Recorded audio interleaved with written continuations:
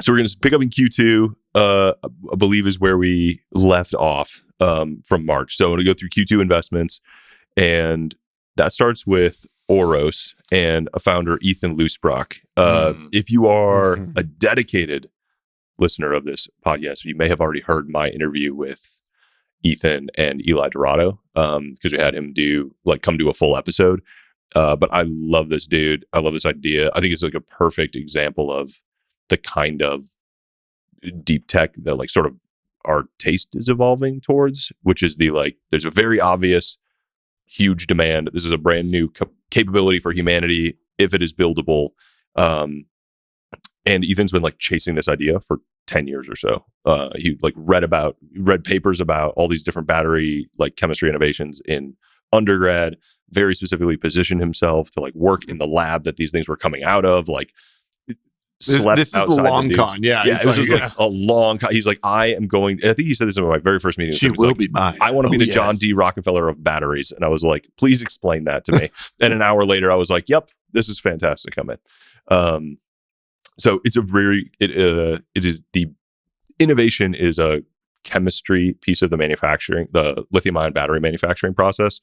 And he wants to perfect this, dramatically increase the energy density of lithium-ion batteries, like from 5 to 10x, which is huge. And like my layman's understanding is that it increases like the molecular surface area between the cathode and the anode, so you can like transfer much more. You store much more energy much more quickly and dispatch it much more quickly. But the upshot would mean like your phone battery would last for a week, or your Tesla could drive across the country, or your solar panel could keep you off the grid for months. Yeah, I remember the stuff we were worried about was like our if we were talking ourselves out of this, it was like man, the number of people that have had the idea of let's make a better battery is many people. Yeah, and like that, honestly, that's the biggest strike against investing in something like this, is that like the bodies littered along the road are so many. But it does not mean that you should stop trying to innovate in that space and see that future. And these guys, I mean, it's a unique tech. It's something that hasn't been developed yet, that they, very much believe has that potential.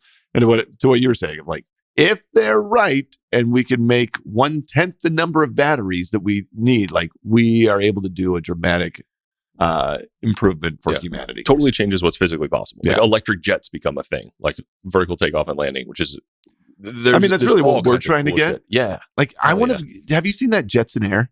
Yeah. You said you already got a pre-order in. No, I sent him an email. I was like, I know it says max weight 215.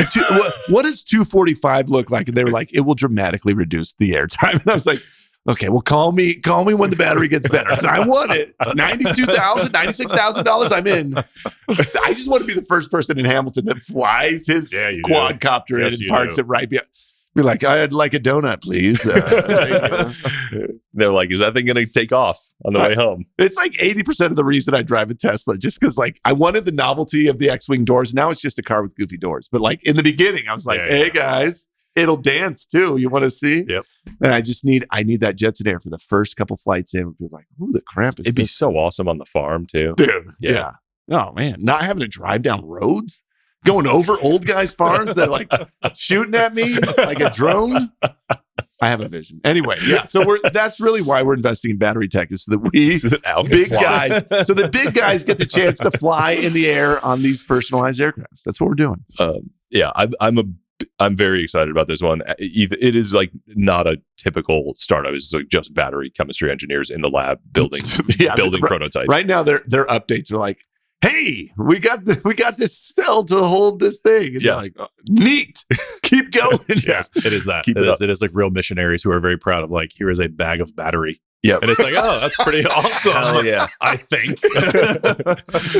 Here is a bag of battery. That's a bag of battery. It's pretty neat though. And remind me how close we are to this being world changing. Okay. Okay. Almost there. Getting there. But we were talking about this a little before we started recording, though, like the difference between technology chasing a market and a technology just like unlocking a very obvious market. And this is one I've heard Elon Musk on interviews be like, as soon as you have a battery, if you have one battery prototype cell that can demonstrate higher than like this energy density, which is currently the Tesla like state of the art, send it to me.